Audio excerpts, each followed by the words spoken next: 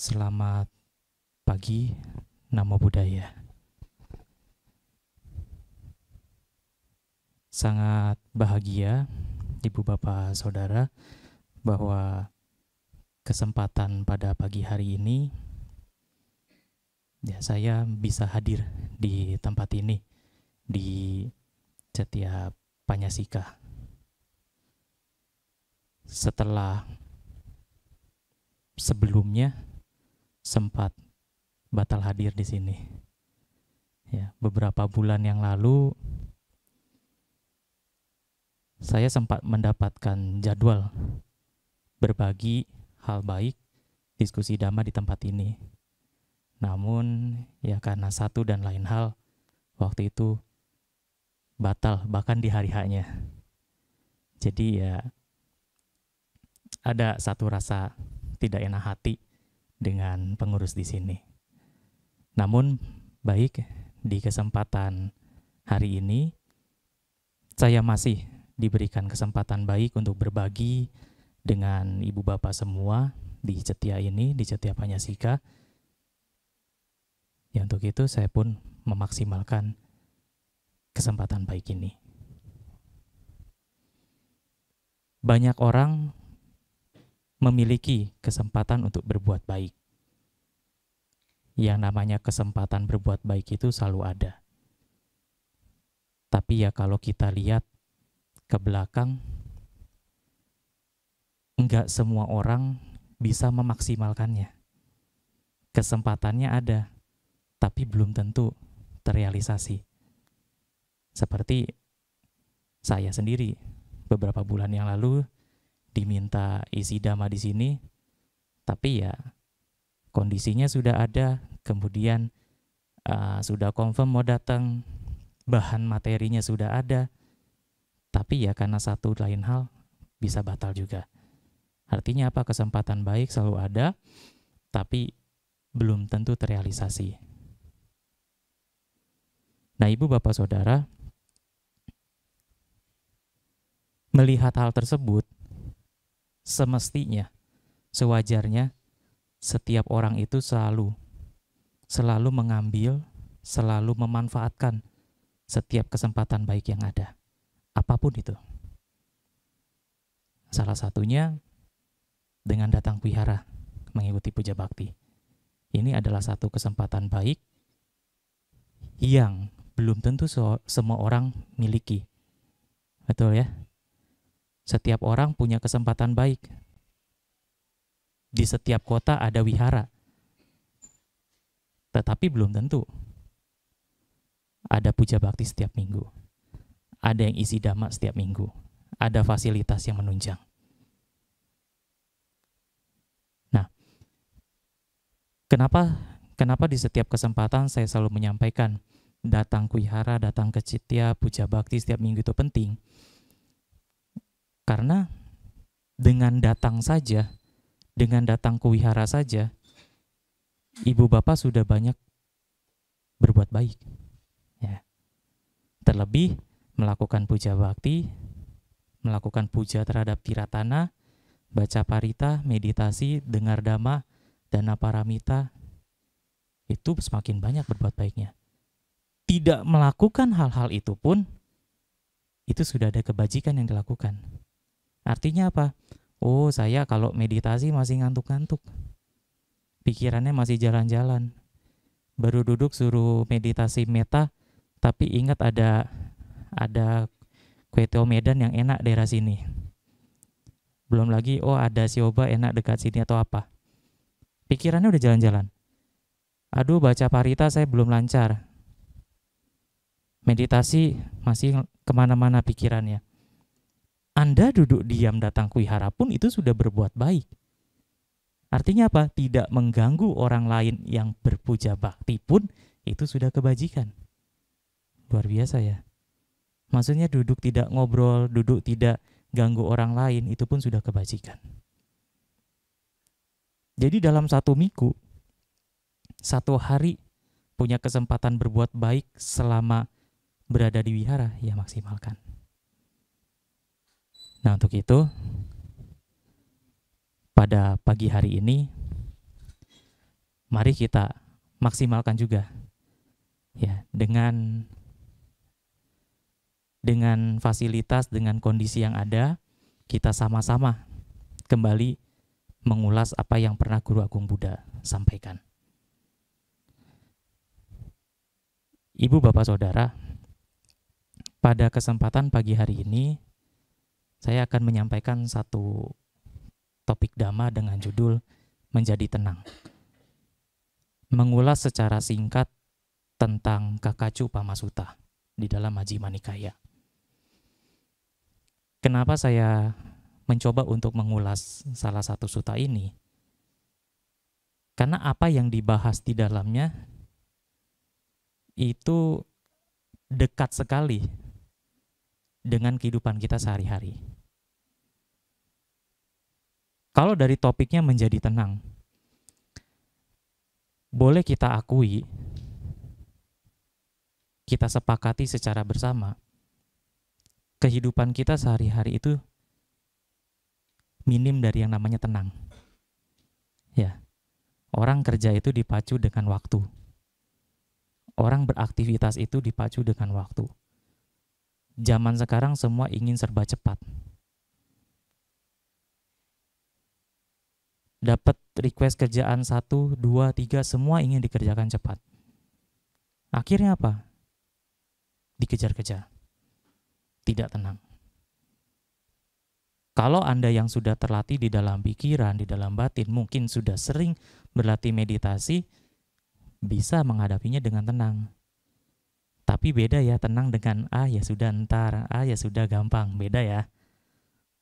Sikap tenang dengan sikap cuek masa bodoh itu ya mirip-mirip luarannya, tapi dalamnya beda. Jauh sekali.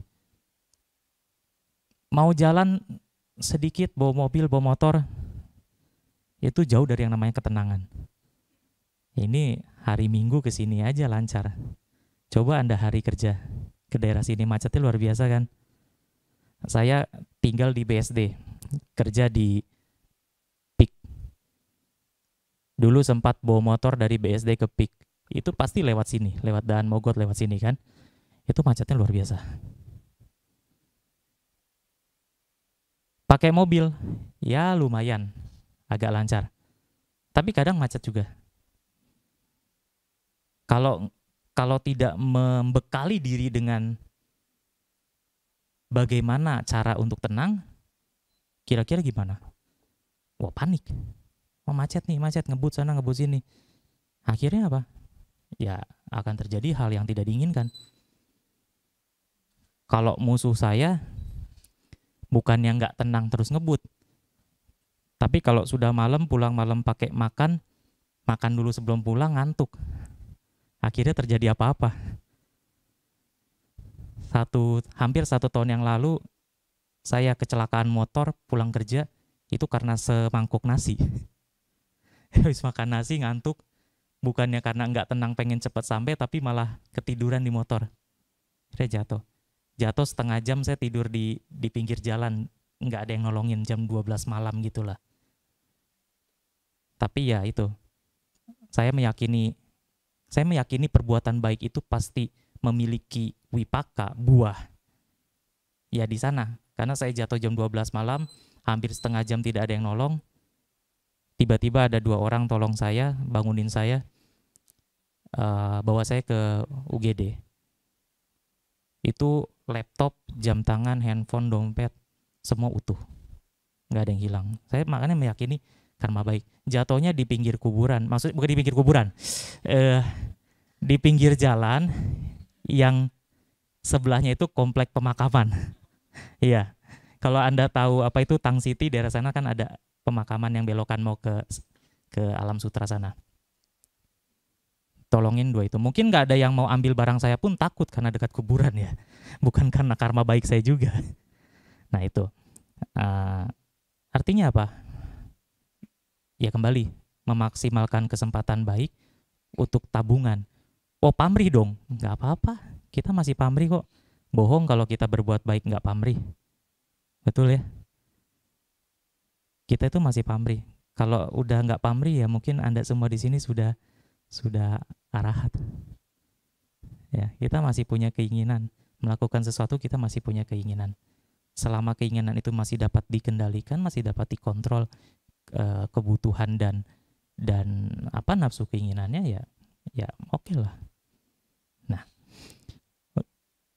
untuk itu sekarang apa sih yang mengakibatkan kita sebenarnya tidak tenang di dalam kehidupan ini? Nah, di dalam sutta ini Sang Buddha menjelaskan tentang beberapa hal. Ya, sutta ini adalah tentang perumpamaan gergaji. Apa yang dibahas di sini? Pertama berkenaan dengan kondisi ucapan yang digunakan seseorang ketika berbicara. Respon, kemudian respon yang harus dilakukan yang terjadi terhadap ucapan tersebut. Sang Buddha mengatakan, Pancime bikawe wacana patha yehiwo pare wandama wateyung. Para biku, terdapat 5 ucapan yang digunakan oleh orang lain ketika berbicara dengan kalian. Nah, biasanya yang bikin hidup kita enggak tenang itu adalah ucapan orang lain. Betul ya? Kita hidup itu terlalu memikirkan pendapat, persepsi, statement dari orang lain.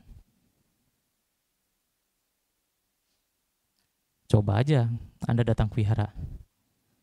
Kemudian ada yang ngomong, Anda udah lama nggak ke wihara nih. Kemudian ada orang ngomong, kemana aja kok baru nongol? Lagi susah ya hidupnya baru ke wihara. Kira-kira kepikiran nggak, kesel nggak? Ini mohon maaf. Di sebagian tempat mungkin menjadi luka buat satu tempat, buat satu orang. Ketika dia udah lama nggak ke wihara, terus nongol, kemana aja hari gini baru ke wihara? Mungkin itu ucapan yang biasa, bercanda atau gimana, tapi bagi sebagian orang itu akan dipikirkan terus. Sepanjang duduk puja bakti dia akan mikirin, kok gitu ya. Nah ini hati-hati ya. Jangan menjadikan cara tersebut untuk menyambut orang yang sudah lama nggak ke wihara. Ada lagi sebagian orang di sebagian tempat, ada orang baru ke wihara tersebut, kemudian dilihatin dari atas sampai bawah. Ya, ada seorang ibu waktu itu cerita ke saya itu kayak mau maling katanya. Baru datang ke wihara itu dilihatin dari atas sampai bawah, dari masuk sampai keluar, bahkan disambut pun ditanya apapun tidak, tapi dilihatin. Saya kayak mau maling katanya. Nah, jangan. Terdapat 5 ucapan. Nah, kenapa di sini ditekankan masalah ucapan, omongan, atau pembicaraan? Karena kita sebagai makhluk sosial, sebagai manusia, itu tidak pernah lepas dari yang namanya komunikasi. Secara langsung atau tidak langsung. Nah, bentuk pengendalian diri yang harus dilatih oleh seseorang itu adalah bagaimana menanggapi komunikasi tersebut, komunikasi yang terjadi. Karena nggak jarang dari komunikasi ya noda batin atau ampas batin ini menjadi terangkat keruh lagi. Hanya dari sekedar komunikasi. Bahayanya komunikasi. Nah, apa saja? Sang Buddha pertama mengatakan, terkadang ucapan mereka itu tepat atau tidak tepat waktu. Jadi kalenawa akalenawa, kadang ucapan itu tepat waktu atau tidak tepat waktu. Pernah nggak ibu bapak mengalami ketika mendapatkan ungkapan dari seseorang, ungkapan tersebut tuh nggak tepat waktu? Pernah nggak? Pernah ya. Misalkan apa? Misalkan ibu bapak berlatih atasila. Ada yang pernah atasila nggak? Sering. Oke, berarti atasila. Lepas dari jam 12 siang, tengah hari, itu kan nggak boleh makan. Lagi berlatih nih.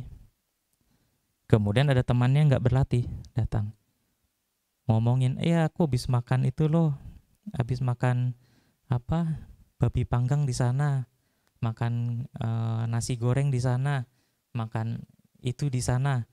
wah enak rasanya gini gini gini gini. Anda jadi tergugah nggak? Wah itu perutnya langsung bunyi semua.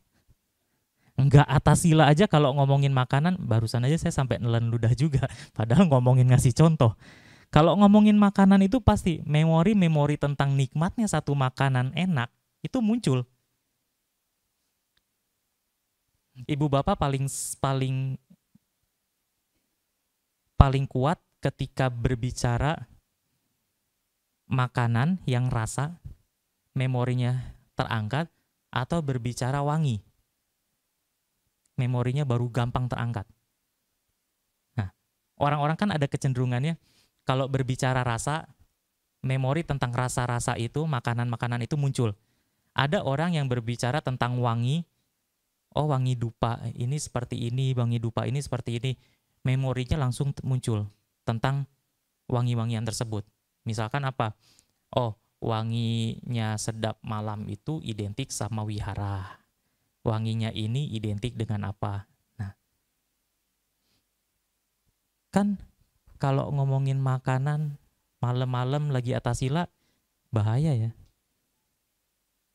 Saya ibu bapak di rumah, kalau nonton film, ada orang masak Indomie, makan Indomie, lihat gitu aja. Saya pause dulu filmnya, saya rebus Indomie juga. Bisa terjadi seperti itu. Itu gambaran yang tidak tepat waktunya. Muncul keinginan. Nah, sama. Atau tentang ungkapan yang tepat dan tidak tepat waktu. Beberapa tahun yang lalu, sewaktu saya masih seorang pabajita, saya pernah diundang ke satu rumah sakit. Baru datang mau baca parita, yang sakit meninggal. Akhirnya yang tadinya mau baca parita untuk kesembuhan menjadi lain. Saya bilang sama keluarganya yang nangis-nangis, sudah Bu, jangan sedih, jangan sedih, jangan nangis. Kita kenang hal-hal baik. Wah gimana bisa nggak nangis, gimana nggak bisa sedih, namanya ditinggal orang yang disayang. Gimana caranya? Nangis ya pasti katanya. Wah itu nggak tepat waktu memang. Saya langsung mikir, oh iya ya, ya sudah Bu, nangis sepuasnya dulu saja baru kita baca parita. Itu ucapan yang tidak tepat waktu. Karena ya namanya orang ditinggal oleh orang yang disayang, ya sedih, ya nangis, ya wajar. Disuruh nggak nangis bisa nggak? Ya susah. Bahkan sebagian orang ada yang sampai nggak ada yang nangis pun sewa orang untuk nangis. Itu yang pertama.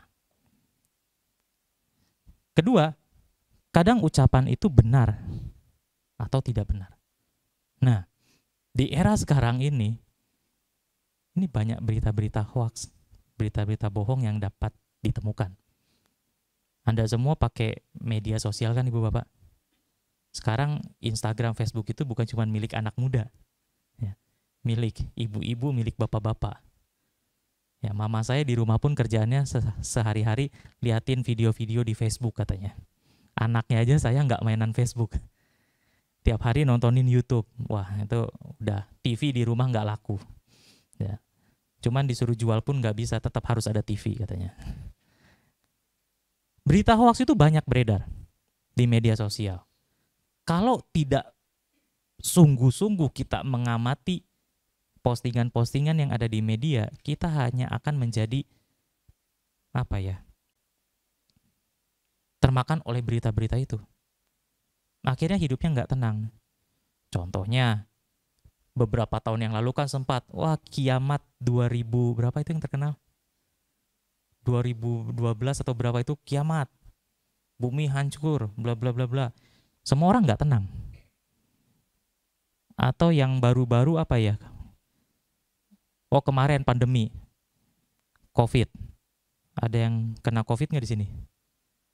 Semua. Saya kena COVID sampai 3 kali. Dari yang mulai kritis sampai yang sehat. Sampai yang biasa.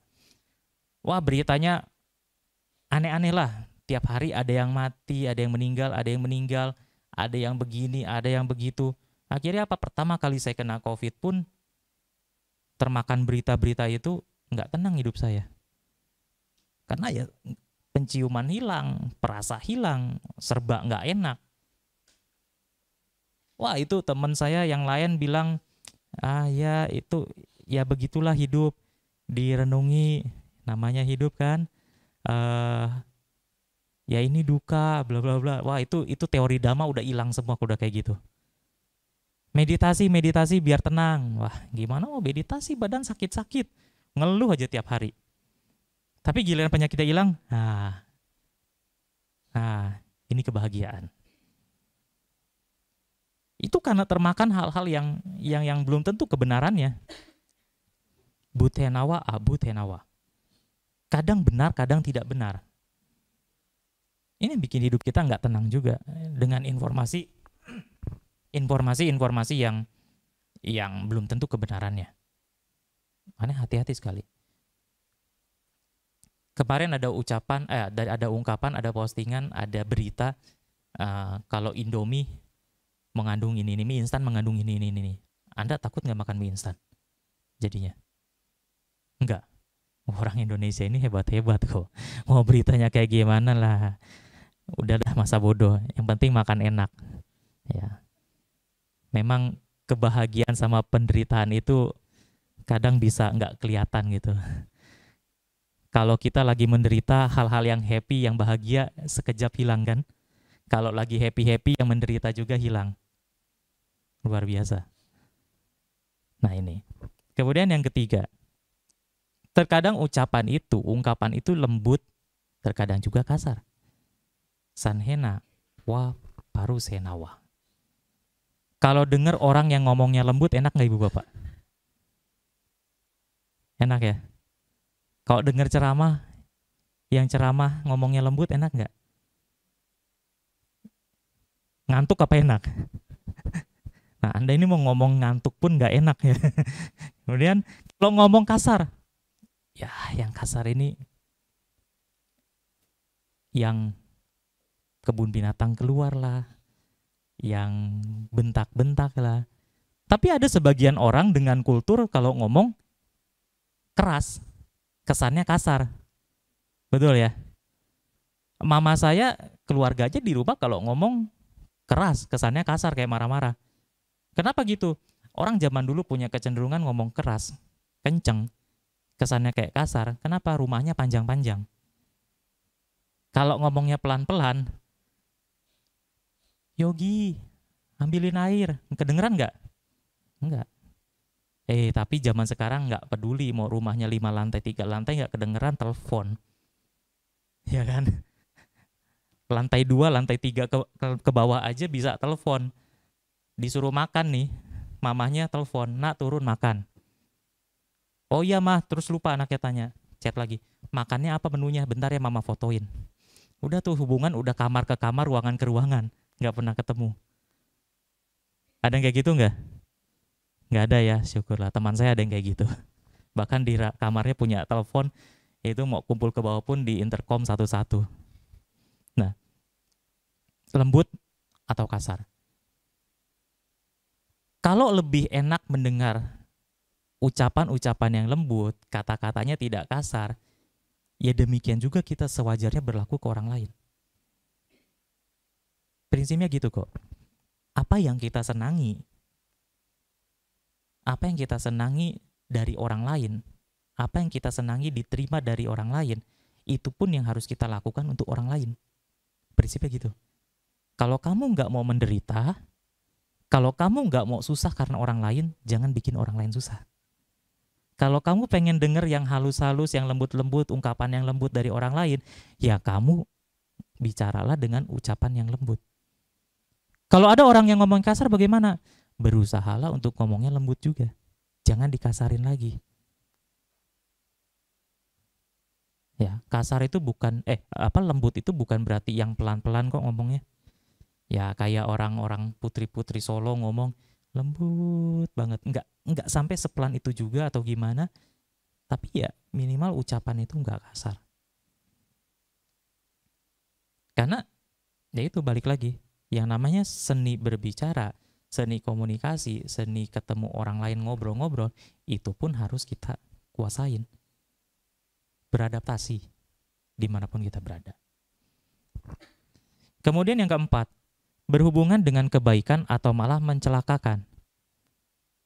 Nah, kalau ada teman, kalau ada orang lain ngajak kita berbuat baik, semestinya kita terima. Jangan, ini zaman saya masih remaja kayak gitu, ya sekarang masih muda juga. Zaman masih remaja, kalau waktunya puja bakti, waktu itu saya di tempat saya puja bakti pemuda itu, remaja itu Sabtu malam. Jadi kalau waktunya kuwihara, ngajakin temen bareng-bareng, tiba-tiba ada yang satu, kuwiharanya minggu depan aja, malam ini kita nonton dulu aja yuk. Ya sebenarnya nggak mencelakakan, tapi orang yang tadinya mau berbuat baik diajak pergi nonton, akhirnya terpengaruh, ya salah yang terpengaruh juga, tapi ajakannya pun nggak tepat waktu, nggak berkenaan dengan hal baik. Orang mau melakukan kebajikan, yuk kita nonton aja kewiharanya minggu depan. Mohon maaf. Bukan mendoakan atau hal-hal yang negatif lainnya. Pas pergi mau nonton kecelakaan mati semua gimana? Nggak ada minggu depan. Ya sulitnya kalau puja bakti pemuda di Sabtu malam itu kayak gitu. Sabtu malam waktunya jalan sama pacar dengan teman ke wihara, susah ya. Tapi untungnya teman-teman saya di Kerawang, saya dari Kerawang, di Kerawang itu pacarannya sama orang-orang wihara lagi. Penyakitnya satu, kalau pacarannya dengan wihara yang lain, akhirnya pindah wihara salah satunya. Itu udah main rebut-rebutan umat, rebut-rebutan pemuda. Ya cuman tinggal pilih cewek-cewek sana cantik-cantik, cowok-cowok sini ganteng-ganteng. Nah, ujung-ujungnya apa? Bikin puja bakti keliling kita. Jadi 1 bulan 1 kali kita keliling ke wihara-wihara. Ya walaupun ketika sudah menikah nggak nikah sama dia. Nikahnya pindah agama. Nah, berhubungan dengan kebaikan atau mencelakakan. Makanya ketika kapanpun ibu bapak, kalau saya mendapatkan undangan untuk berbagi seperti ini, saya pasti coba untuk manfaatkan. Kenapa? Karena ini berkenaan dengan hal-hal baik. Merasa hidupnya belum baik, seseorang harus melakukan kebajikan. Ibu bapak bisa nggak berbagi seperti ini? Bisa, semua orang bisa. Semua orang bisa berbagi dhamma. Karena dhamma itu kan tentang kehidupan. Enggak melulu bahas sutta, enggak melulu bahas apa yang ada di Tipitaka. Berbagi tentang kehidupan pun, kesuksesan kehidupan, kiat-kiat kehidupan pun itu satu hal kebaikan. Nah, kemudian yang kelima, terkadang ucapan yang kita terima itu disertai dengan pikiran cinta kasih atau benci. Orang ibu bapak, kalau ngomongnya pakai cinta kasih itu kelihatan dari mukanya. Kalau ngomongnya pakai benci, kelihatan juga. Kita bisa dengan mudah membedakan nih orang ngomongnya baik, penuh meta, apa penuh kebencian. Kalau ngomongnya udah penuh dengan kebencian, hawa-hawanya ngomongin orang lain. Kalau ngobrol. Kalau ngomongin kita, bawaannya nyindir. Maksudnya kalau ngobrol sama kita, bawaannya nyindir kita juga. Wah itu udah. Tuh orang udah penyakitnya kayak gitu. Ada beberapa orang yang saya kenal ketika ngomong nggak jauh-jauh dari ngomongin orang lain. Si A, si B begini, si C, si D begini. Tapi tanpa sadari, dianya pun begitu. Ngomongin kejelekan orang lain ini. Pengen sekali ngomong, boleh nggak kita ngobrol depan cermin? Tapi ini omongan yang nggak baik juga. Ntar samanya. Jadi kalau dengerin orang lagi ngomongin orang lain, gimana ngomongin kejelekan orang lain? Jangan ikut-ikutan. Dengerin aja. Perlu nggak kita konfirmasi ke orang itu? Nggak usah juga. Anggap aja kita denger dia, biar dia senang merasa didengar. Itu perbuatan baik juga. Kalau ada waktu ngasih tahu itu salah, bagaimana? Kasih tahu. Kamu tuh jangan ngomongin dia tuh belum tentu begitu. Bisa tuh. 1 kali, 2 kali nggak bisa digituin, ya sudah, memang sudah begitu. Prinsip saya satu, kalau orang sudah tidak bisa dikasih tahu hal baik berkali-kali, ya sudah, jangan dikasih tahu lagi, biarinin aja. Tapi ketika dia merasa kesulitan, jangan kita tinggalin dia. Jangan juga ketika dia kesulitan kita ngomong, nah kan dulu gua kasih tahu lu gitu, lu nggak dengar. Sekarang makan tuh sendiri kesulitannya. Itu nggak baik. Nolong orang tuh nggak mesti nyalahin orang itu dulu ketika dia jatuh. Kok bantuin dong, saya kena judi online, kena ini itu. Sini bantu. Lu sih sok main kayak gitu, nggak tahu diri bla bla. Wah, tuh ucapan yang nggak lembut, kasar. Mau nolong tapi jelekin dia dulu. Dia sih mau ditolong walaupun digituin, tapi kan perasaan dia sakit juga. Nah, ini 5 hal berkenaan dengan ucapan yang mungkin saja terjadi atau kita alami. Ungkapan-ucapan yang mungkin saja dilontarkan pada kita dengan kondisi-kondisi tersebut di dalam kehidupan sehari-hari. Setuju ya? Yang Sang Buddha katakan benar ya? 5 hal ini kadang kita alamin. Jadi sebenarnya apa yang Sang Buddha ceritakan itu ya benar-benar terjadi di hidup kita. Nggak usah mikir yang jauh-jauh, nggak usah mikir yang tinggi-tinggi. Yang sederhana kayak gini aja. Tapi yang sederhana kayak gini sudah belum kita bisa atasi. Ketika kita menerima 5 ungkapan ini, ucapan ini, kondisi ucapan ini sudah belum kita bisa jadi tenang. Kadang belum ya. Padahal sederhana. Nah, kemudian Sang Buddha mengatakan, di sini para biku kalian harus berlatih. Nah, apa yang harus dilakukan? Di sini kalian harus berlatih sebagai berikut. Pikiran kami akan tetap tidak terpengaruh, dan kami tidak akan mengucapkan kata-kata jahat. Kami akan berdiam dengan penuh belas kasih demi kesejahteraan mereka, dengan pikiran cinta kasih tanpa kebencian dalam pikiran.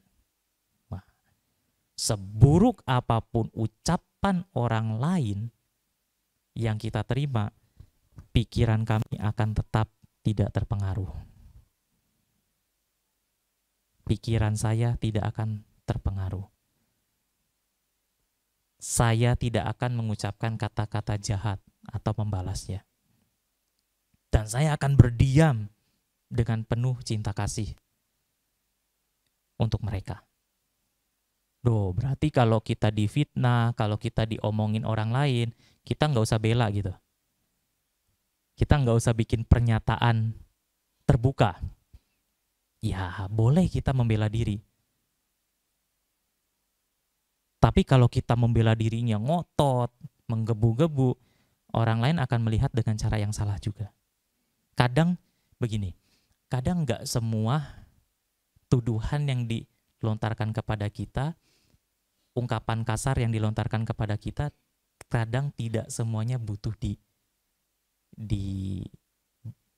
dikonfirmasikan, dibela, diumumkan kebenarannya. Kadang tidak perlu. Kita diam aja. Diam sembari melakukan hal baik.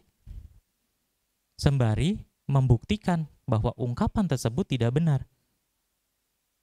Toh, nanti pun waktu yang akan membuktikan kalau kita benar atau tidak sesuai ungkapan itu.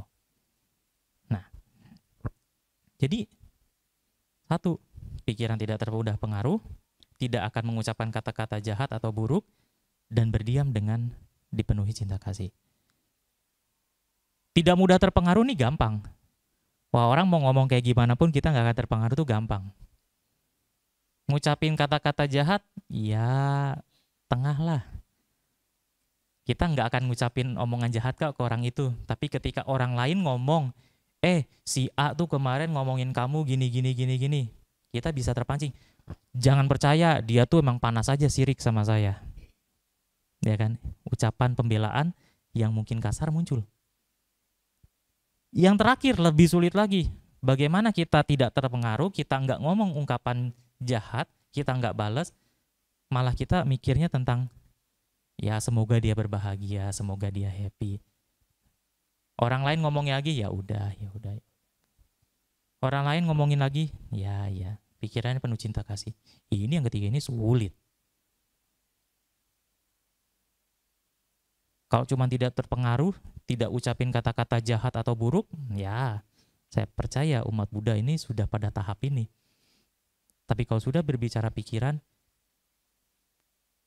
kadang gaduhnya lingkungan kita, gaduhnya yang di luar itu kalah gaduh sama pikiran kita. Berisiknya lingkungan kita itu kalah berisik dengan pikiran kita. Dengar konser, dengar orang demo berisik banget, nggak suka. Kita nggak ngomong, kita diem, kita nggak teriakin mereka, berisik, diem. Kita nggak gitu, tapi di pikiran kita, berisik. Ini orang ngapain, ganggu aja. Ini nggak benar, bikin macet, bikin onar. Pikiran kita gaduh. Nggak dapet tiket Coldplay, gaduh. Saya ikut 2 kali nggak dapet pun. Pikirannya gaduh nggak? Gaduh. Tenang nggak? Enggak. Tapi ya udah. Ada temen dapat dia beli, dapat beli berapa? 1. Wah, kurang ajar. Kesel kan lo, gaduh pikirannya. Bisa beli 4, kenapa 1? Nah itu, gaduh. Nah, kemudian Sang Buddha di dalam Akosa Sutta, di dalam sutta yang lain di Sangyutta Nikaya mengatakan, kami yang tidak mencaci siapapun, yang tidak memarahi siapapun, menolak menerima cacian darimu.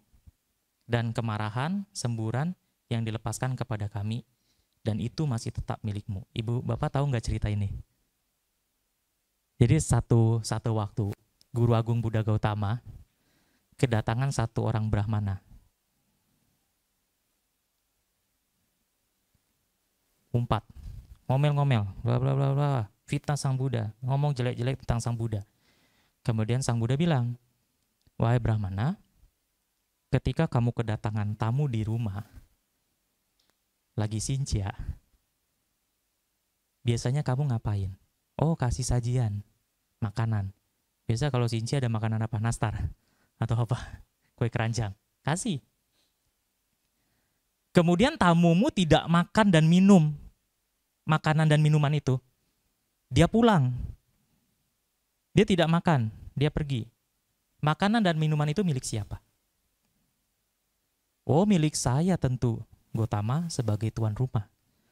Demikian juga dengan ucapan kasar, dengan fitnah yang dilontarkan olehmu kepada saya, kepada Tathagata, namun Tathagata tidak mau menerima itu dan tidak termakan oleh ungkapan itu, milik siapakah ungkapan itu? Ia akan tetap menjadi milik orang yang melontarkannya, yang mengucapkannya. Nah, inilah seni komunikasinya Guru Agung Buddha Gautama, Sang Buddha. Tapi Ibu Bapak jangan coba begitu sama orang lain nanti ya. Nanti bilang, wahai kamu yang memitahku, wah itu bisa tambah emosi lagi nanti orang. Karena tingkat kualitas batinnya beda. Ya, kita digituin bilangnya nanti disarkasin, disindir, malah kita makin emosi juga, bahaya. Jadi ya caranya beda-beda. Nah, dari pembahasan beberapa poin yang tadi Bu Bapak, kalau boleh kita tarik satu garis. Sebenarnya untuk menjadi tenang itu bagaimana sih? Untuk menjadi tenang di dalam kehidupan ini, tidak gegabah, tidak mudah panik, itu gimana? Kuncinya pikiran. Pikirannya harus diapain? Pikirannya harus tenang, penuh cinta kasih. Mau ucapan, mau kondisi apapun, kembali lagi, pikirannya harus dikendalikan, penuh cinta kasih. Gimana caranya? Nggak jauh, semua akan kembali ke praktik meditasi. Muaranya Dhamma itu salah satunya ya bagaimana kita melatih pikiran kita itu meditasi. Anda boleh pintar sutta, Anda boleh tahu banyak sutta, Anda boleh tahu banyak poin Dhamma, pokok Dhamma. Tapi kalau tidak pernah berlatih bagaimana mengendapkan kotoran batin, bagaimana membuat tenang pikiran kita, itu akan menjadi sulit. Kita semua masih belajar. Semua masih belajar. Belajar untuk menjadi tenang, belajar untuk menjadi baik. Jadi jangan pernah merasa saya belum apa-apa, saya sudah lebih. Tidak. Kita ini masih terus belajar. Kapan berhenti belajar? Ya, Kalau kita sudah arahat. Kalau kilesa kita sudah hilang, ya kita sudah berhenti belajar. Saat itu kita cuma berbagi. Nah, ibu bapak saudara, bahkan di praktik yang paling tinggi, Sang Buddha bilang, para biku bahkan jika para penjahat memotong kalian dengan kejam, bagian demi bagian tubuh, dengan gergaji bergagang ganda. Anda tahu ya, gergaji yang dagang yang dua buat potong pohon. Ia yang memendam pikiran benci terhadap mereka. Nah, ia yang memendam pikiran benci terhadap orang yang memotong badannya dengan gergaji ganda, berarti mereka tidak melaksanakan ajaranku, tidak melaksanakan dhamma. Waduh. Ya. Di sini para biku, kalian harus tetap berlatih sebagai berikut. Pikiran kami tidak akan mengucapkan kata jahat, kami akan berdiam dengan penuh belas kasih demi kesejahteraan mereka. Jadi enggak terpengaruh, enggak ngucapin kata jahat, dan malah berdiam, mengisi pikiran dengan cinta kasih. Wah, kalau badannya dipotong-potong, dimutilasi, tapi orang itu masih nendam rasa benci kepada orang yang motong itu, orang itu enggak melaksanakan dhamma. Serem ya. Ibu bapak kalau dipukul orang lain kira-kira bisa nggak marah? Ya. Jangankan dipukul, diomongin aja kita masih marah. Kita masih marah, masih benci sama orang itu. Wah, kata Sang Buddha, kita nggak praktik dhamma, nggak melaksanakan ajarannya dengan baik. Ya, kita masih punya satu pernyataan yang boleh kita gunakan. Ya, kita masih belajar. Kita masih putu jana, kilesanya masih banyak. Ya, tapi kalau nggak berlatih sama sekali, Anda mau kapan berhentinya? Itu. Jangankan digergaji, dipukul aja. Jangankan Anda yang dipukul, orang yang Anda sayang dipukul orang lain pun kita ikut benci. Sebenarnya pikiran membenci itu melelahkan nggak Ibu Bapak? Pikiran membenci itu melelahkan nggak sih? Melelahkan. Jangankan pikiran membenci, duduk dengerin Dhamma Desana aja 43 menit melelahkan nggak? Lelah. Sudah berapa kali Anda ganti posisi kaki? Ya, saya nambah sejam lagi, Anda mungkin satu persatu keluar, tinggal 2 orang di depan ini nggak bisa pergi kemana-mana. Kalau yang belakang bisa satu. Nah itu. Tapi bukan berarti ya ganti-ganti posisi kaki salah ya. Saya nggak begitu. Maksudnya Anda bikin serileks, senyaman mungkin. Nah, artinya apa ya? Ya itu. Kita terus belajar mempraktikkan dhamma. Kalau kemarin di satu kesempatan saya isi kegiatan pemuda se-Jawa Barat, saya bilang, umat Buddha ini, pemuda khususnya, itu kalau bikin acara, bikin event Buddhis, jago-jago. Betul ya? Umat Buddha ini kalau bikin acara tuh jago-jago, hebat-hebat, besar-besar. Tapi ingat, dhamma itu bisa bertahan lama. Itu bukan karena kegiatan dan acara-acara dan ritual-ritual. Dhamma itu bisa bertahan lama bukan karena kegiatan dan acara-acara keagamaannya. Tapi justru dhamma itu bisa bertahan karena adanya orang-orang yang mau mempraktikkan dan belajar dhamma. Karena adanya orang-orang yang mau belajar dan mempraktikkan dhamma. Jadi anak-anak muda, pemuda-pemuda, boleh jago-jago bikin event. Boleh hebat-hebat bikin event. Tapi kalau tidak ada esensi dhammanya, tidak ada nilai dhammanya, tidak ada pesan dhamma yang tersampaikan, itu hanya sekedar seremoni yang tidak melangsungkan keberadaan dhamma. Justru orang-orang yang mau belajar dhamma dan mempraktikkan dhamma, mereka-mereka lah yang punya sumbangsi kelangsungan usia dhamma. Nah, di akhir sutta ini Sang Buddha mengatakan, Tanggo Bhavisati Tiga Ratang Hitaya Sukhaya. Hal ini cukup mensejahterakan dan membahagiakan Anda semua. Dengan mempraktikkan 3 poin tadi, bagaimana kita tidak mudah terpengaruh, bagaimana kita menggunakan mulut kita untuk tidak berkata yang jahat, kasar, dan mengisi pikiran dengan penuh cinta kasih, itu cukup mensejahterakan dan membahagiakan kita semua. Bahagianya kapan? Tadi, acenti kalayanti ratio wayokunang anu pabang janti. Etang bayang marane pekamano punyani kairata sukawahaniti. Ya, di kehidupan ini kita semua harus berbuat baik. Seseorang yang berbuat baik akan berbahagia di kedua alam, sekarang dan nanti. Nah, ibu bapak, hidup ini di Sang Yuta nih, kayak Sang Buddha mengatakan, hidup ini tuh cepat berlalu. Sekarang tadi Anda kesini kan jam 9 pagi puja bakti, 9.30.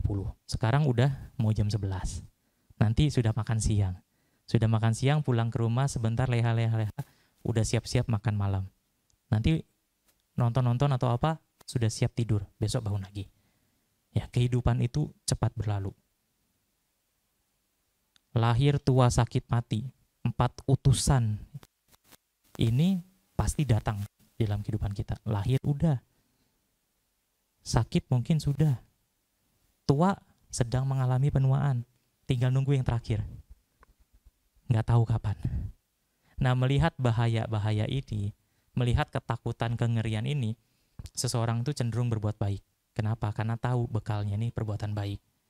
Anda mau sehebat apapun kerja, sehebat apapun cari uang, kalau sudah menemui kematian, semua tuh udah nggak ada gunanya. Rumah duka termahal, peti terbaik, itu pun tidak ada gunanya kalau sudah meninggal. Yang dibawa itu cuma satu, kebaikan. Di mana kita dilahirkan? Pikiran kita yang menentukan, pikiran menjelang kematian. Kalau biasa berbuat baik, ya pikiran baik yang muncul. Kalau biasa berbuat buruk, ya keburukan yang muncul. Sering berbuat baik, sering mengadakan hal-hal baik, mengadakan acara-acara besar, belum tentu pikirannya pun siap menghadapi kematian. Karena semua orang pasti takut mati. Semua orang takut mati, belum siap mati. Nah, untuk itu isilah hidup dengan kebaikan. Baik Ibu Bapak Saudara, demikian yang bisa saya sampaikan pada pagi hari ini.